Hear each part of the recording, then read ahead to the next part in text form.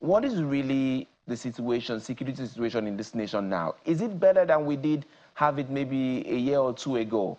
Or are we really still within the same mess that we have been in, and we're just still fighting to survive?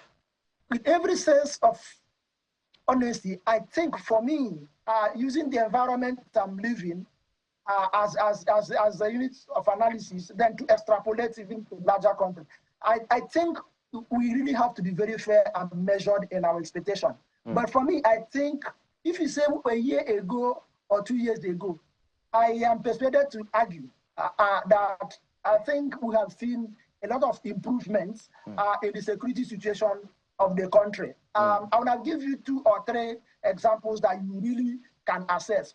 If you look at the trend and pattern of terrorist activities in the Lake Chad region, for example, looking at attacks by the Boko Haram, whether mounted in Nigeria, whether mounted in Chad, whether mounted in Niger, or whether mounted in Cameroon. Since 2020, we have seen fundamental decline of the incidents of terrorist attacks, particularly if you go by the data provided by the ACLED, that is the Armed Conflict Events Database. Now, the only time we have seen an increase in Boko Haram attack from 2020 up to 2024 now was in 2023. And please, let's have a clear understanding of that and for that increase. The increase was as a result of heightened clashes between the 2 rival groups of the Boko Haram, which is the Jama'atu al-Sunnah Dawati Jihad, the one you call JAS, that was previously led by Abubakar Shakau before he was killed in 2021, and then the splinter group known as the Islamic State West African Province. Since the last 2 years, we have now seen sustained clashes between these groups.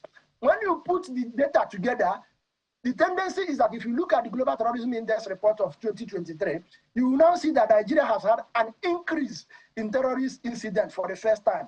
But please note that that increase has nothing to do with attacks on our military formation, has nothing to do with attacks on our security forces, and it has nothing to do with attacks on civilians. The fundamental reason for the surge last year was because we have seen heightened increase in jihadi rivalry, the clashes between these 2 groups. And that will not take the fact away from the effort and successes of our military personnel, both in terms of ramping up national and regional counter-terrorism efforts that have put tremendous pressure on this group, and that is now forcing them to confront more between them than to confront or to launch attack. That, for me, is an indication that we are having some level of success. Second, if you take the Southeast as another unit of analysis, I think anybody who wants to be fair to the current administration, anybody who wants to be very fair to the current military efforts in the Southeast and security efforts, would definitely tell you that we have seen fundamental improvements in the Southeast. I shuttled between the University of Nigeria and Nsukka and Enugu almost on a two weeks basis because I have reasons to fly.